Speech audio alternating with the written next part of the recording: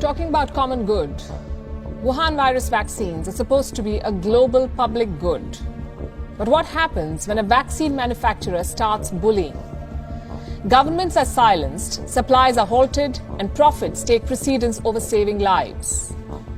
I'm not describing a hypothetical situation here. I am describing what Pfizer is doing. The American pharma giant, it is doing all of this. It is bullying countries to submit to its demands. We first reported about this back in February this year. While countries like India are sending free vaccines to poorer nations, there are companies like Pfizer which are bullying governments. Pfizer asked to be compensated for the cost of any future lawsuits. Pfizer wanted Argentina to put, and listen to this, put its bank reserves, its military bases, and its embassy buildings at stake as collateral. These are Pfizer's demands. Look at this. Number one, Brazil waives the sovereignty of its assets abroad in favor of Pfizer. That the rules of the land be not applied on Pfizer. Number three, that Brazil take into consideration a delay in delivery. Number four, that Pfizer is not penalized for it for a delay in delivery. And number five, in case of any side effects, Pfizer be exempted from all civil liability. 8 months have passed since we reported this. Pfizer has not changed. It is still putting profits above public health. It is still forcing governments to bend to its will. An advocacy group has thrown up more details of what Pfizer does. It has accessed some confidential contracts of Pfizer. And we have a copy. These contracts are with 9 countries and blocks, and the details are shocking. Desperate countries are being forced to make humiliating concessions to Pfizer. We went through the entire report. We found 6 very important points worth highlighting. Number one, Pfizer has the right to silence governments. It has forced countries to not talk about the deals they strike for shots. Number two, Pfizer controls the donations of its shots, not the country that buys them. Pfizer will decide where the shots go. Number three, Pfizer has secured an intellectual property waiver for itself, and this clause is particularly disturbing. If Pfizer is accused of intellectual property theft, governments will pay, not the company. Number four, if there are disputes, private arbitrators and not public courts will decide on them. Number five, Pfizer can go after state assets to secure its compensation. And number six, Pfizer calls the shots on all key decisions. It decides delivery timelines and more. These are very serious revelations. I'll give you some more details. Number one, Pfizer is silencing governments. How? Through contracts. These airtight contracts are at the center of everything. They can silence governments in ways you can't even imagine. Look at what happened in Brazil. Pfizer agreed to supply its Wuhan virus vaccines to Brazil. And it sneaked in this clause in the agreement to force Brazil to not share any specifics about its deal with Pfizer.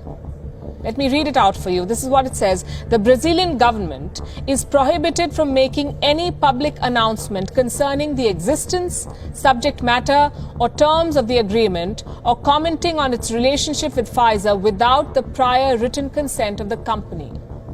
In other words, Brazil cannot talk about the Pfizer deal until it gets an approval from Pfizer in writing.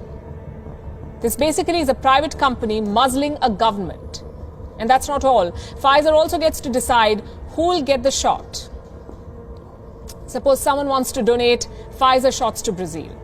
Can they do it? They cannot.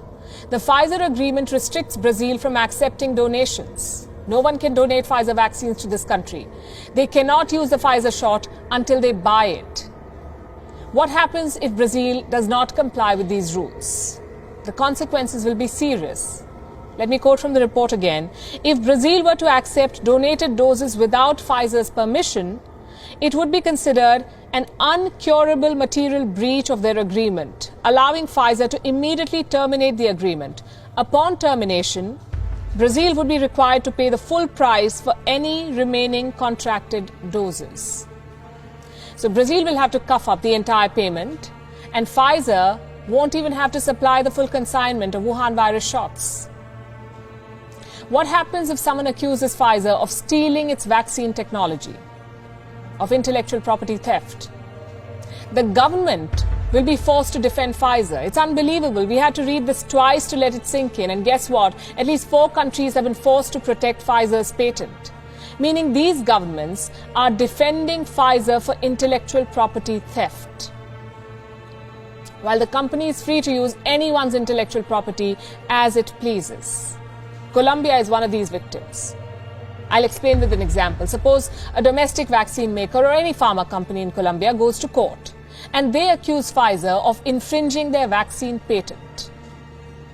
Who will be the one fighting that case? Not Pfizer. Even though they're the accused party, it's not Pfizer and their lawyers who will be in court. It will be the Colombian government. The government will have to defend Pfizer. And if they lose the case, it will be the Colombian government that will have to pay the settlement, not Pfizer. What if these governments want to get out of these tough contracts? They won't be able to sue Pfizer at home. The matter will go to a secret panel of 3 private arbitrators in New York. Pfizer will be tried as per New York law and not the laws of the land where it sells vaccines.